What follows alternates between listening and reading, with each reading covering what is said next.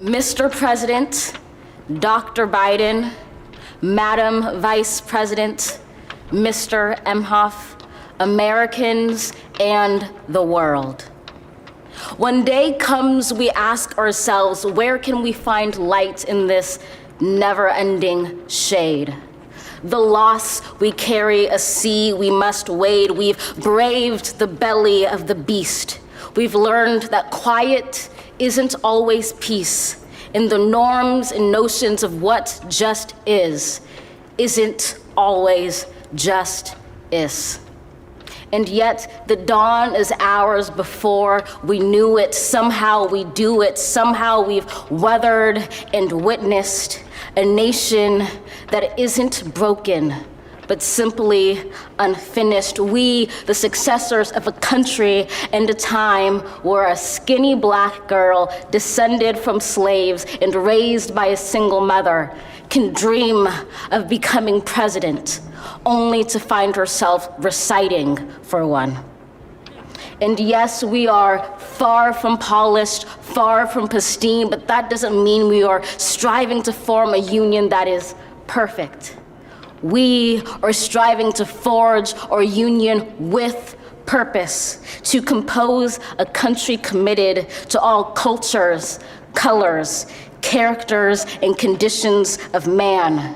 And so we lift our gazes not to what stands between us, but what stands before us. We close the divide because we know to put our future first, we must first put our differences aside. We lay down our arms so we can reach out our arms to one another. We seek harm to none and harmony for all. Let the globe, if nothing else, say this is true.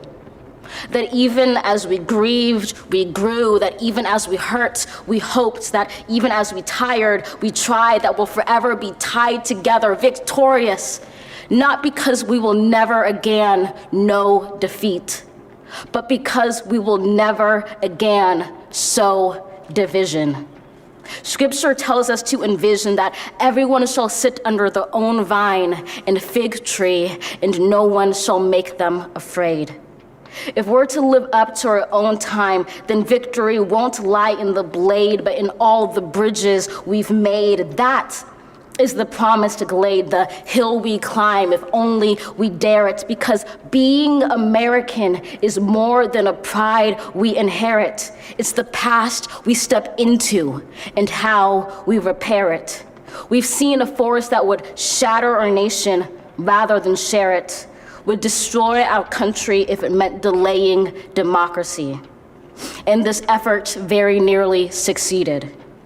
But while democracy can be periodically delayed, it can never be permanently defeated.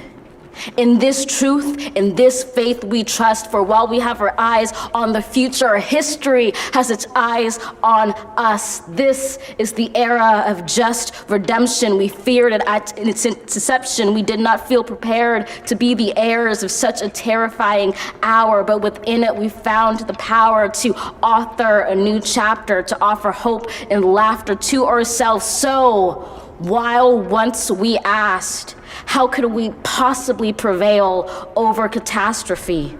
Now we assert, how could catastrophe possibly prevail over us?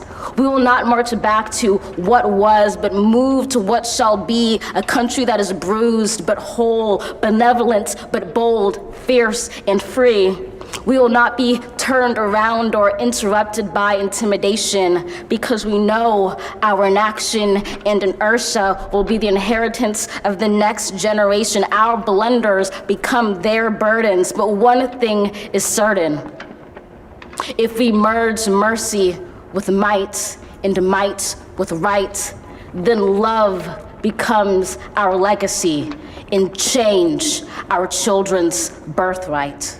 So let us leave behind a country better than the one we were left. With every breath from my bronze-pounded chest, we will raise this wounded world into a wondrous one. We will rise from the gold-limbed hills of the West. We will rise from the wind-swept Northeast, where our forefathers first realized revolution. We will rise from the lake-rimmed cities of the Midwestern states. We will rise from the sun-baked South. We will rebuild, reconcile, and recover in every known nook of our nation, in every corner called our country. Our people, diverse and beautiful, will emerge battered and beautiful. When day comes, we step out of the shade, aflame and unafraid. The new dawn blooms as we free it. For there is always light, if only we're brave enough to see it, if only we're brave enough to be it.